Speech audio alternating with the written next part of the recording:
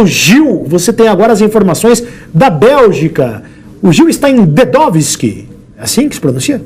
Dedovsky, e acompanhou o treino do adversário do Brasil na fase de quartas de final. Carlos Gil, bom dia. Oi, Sereto, bom dia para você, bom dia para todo mundo. Aqui é o Clube Esportivo Guskovo, que fica na cidade de Dedovsky, nos arredores de Moscou. A Bélgica está treinando ainda nesse momento, ali atrás dessas placas vermelhas, vocês estão vendo ao fundo, é o campo de treinamentos da Bélgica. Uma cidadezinha bem pequenininha, tem uma igrejinha ali no fundo, está tocando o sino da igreja, a gente está ouvindo o sino da igreja aqui.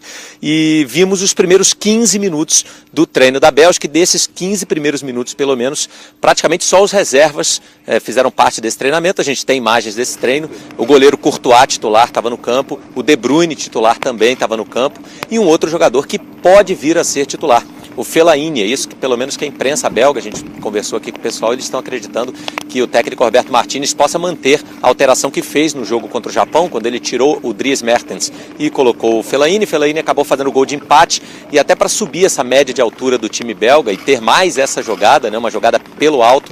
O Fellaini tem 1,94 m, é um jogador bem alto, então seria mais uma alternativa, mais um caminho aí para a Bélgica trilhar para tentar vencer o Brasil e voltar a uma semifinal de Copa do Mundo, algo que só aconteceu uma vez na história dos belgas, foi em 1986, faz 32 anos, portanto, né, que a Bélgica não passa para a semifinal de uma Copa. Na Copa passada no Brasil, fez uma boa campanha também, mas esbarrou nas quartas de final, também com uma seleção sul-americana. A Argentina, a Bélgica perdeu para a Argentina no Brasil e perdeu para a Argentina no México, né? Agora está tentando dar o troco no Brasil de uma outra Copa do passado, né? 2002, até hoje eles falam desse jogo nas oitavas de final. O Brasil venceu por 2-0, quando estava 0-0 teve um gol anulado do Mark Wilmots, ex-técnico da seleção inclusive, né? Ele teve um gol anulado muito contestado pelos belgas, enfim, eles também querem essa revanche de 2002. Agora tem um dado curioso, acho que de repente vocês podem até debater aí na mesa, que é o seguinte: no imaginário, né, do futebol romântico, assim, a gente tinha muito aquela imagem de que as equipes, as seleções da América do Sul eram aqueles times que iam muito para o ataque e às vezes ganhavam as partidas porque faziam mais gols do que levavam. A seleção de 70 do Brasil era um pouco assim, né? Ganhou muito de 4-2, 3-1, enfim. E as seleções europeias, ao contrário, eram aqueles times mais fechadinhos, que ganhavam de 1-0, seguravam o resultado. Se a gente for avaliar os números de Brasil e Bélgica, acontece o oposto. A Bélgica tem uma cara assim, de futebol romântico da América do Sul, é um time que faz muitos gols, mas também leva muitos. Com o Roberto Martinez, por exemplo, em 24 jogos foram 76 gols marcados, é uma média incrível de 3 gols marcados por jogo, mas eles sofreram 21, então eles levam também quase um gol por jogo. Já o Brasil do Tite não é tão goleador, o Tite dirigiu o Brasil em 25 jogos, Roberto Martinez em 24, então é legal a gente poder fazer, né, essa comparação, o número de partidas de cada técnico é bem parecido, e o Brasil levou pouquíssimos gols, 6 gols apenas com o Tite, e fez menos gols do que fez a Bélgica nesse período. O Brasil está na casa aí de 56 gols e a Bélgica 76, então enfim, a Bélgica faz mais gols e sofre mais, o Brasil faz menos e sofre menos. É curioso, né? Um duelo entre Brasil e Bélgica em que o melhor ataque é a Bélgica, a melhor defesa é o Brasil. São coisas da globalização do futebol moderno que vai quebrando um pouco aqueles paradigmas que a gente tinha do passado, né?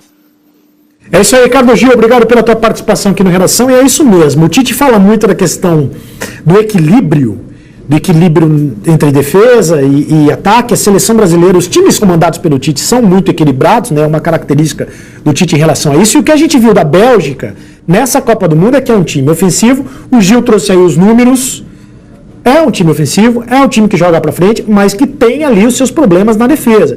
Embora jogue com 3 zagueiros, é um time que dá espaço para os contra-ataques. Tomou 2 gols do Japão, né?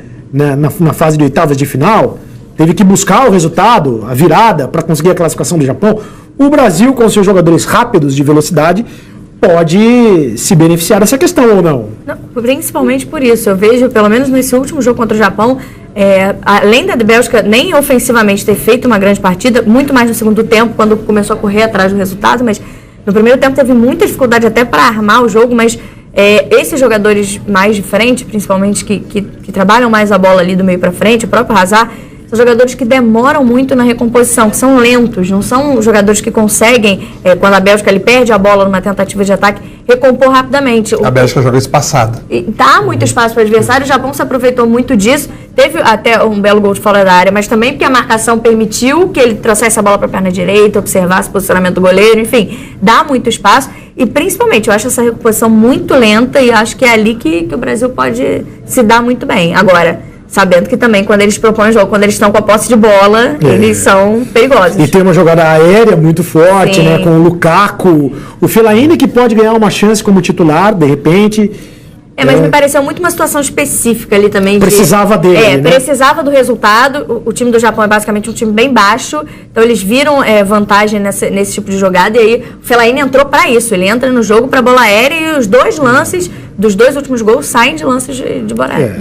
É uma seleção muito forte, sim. Mas não... pegando essa coisa que o Carlos Gil falou, é engraçado, né? Porque tem 28 anos, pelo menos, que o Brasil é uma seleção que começa o seu sistema de jogo com uma defesa, uma preocupação defensiva muito clara.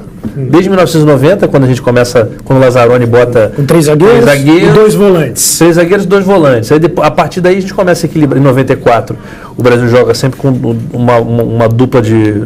Sempre não, mas em 94 começa essa coisa da dupla de volantes na frente da zaga.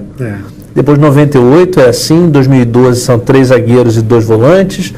Então, assim... Até começa com 2 meias, mas depois... Se você quiser voltar, começa a preocupação defensiva em 86, quando ele seleciona bota Elzo e Alemão. E abre mão do que ele tinha feito em 82, com uma seleção super ofensiva. Era aí que eu queria chegar. 82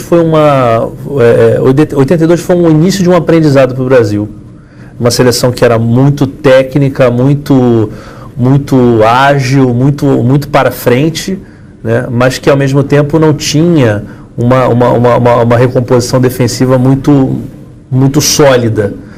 Então, a gente entrevistou o Paulo Rossi no Globo e ele diz assim, foi uma lição para os brasileiros. Essa é uma lição que a gente vê hoje com a equipe do Tite, em que até o Gabriel Jesus, para voltar no Gabriel Jesus, participa dos trabalhos defensivos, entendeu? De uma maneira tão compacta que o Brasil tem quantos gols nessa Copa do Mundo sofridos? Um gol só, mesmo assim, aquele gol que todos nós teve um empurrão no Miranda. Então, assim, acho que a Bélgica ainda vai ter que aprender algumas coisas a respeito de defesa, mesmo com essa geração maravilhosa que eles têm. Talvez seja 82 deles. Deixa eu botar o André Hernan nessa conversa. O André Hernan está em Sochi, acompanhando o treino da seleção brasileira. Nós mostramos imagens do treino da seleção, André, e muita gente aqui nas redes sociais percebeu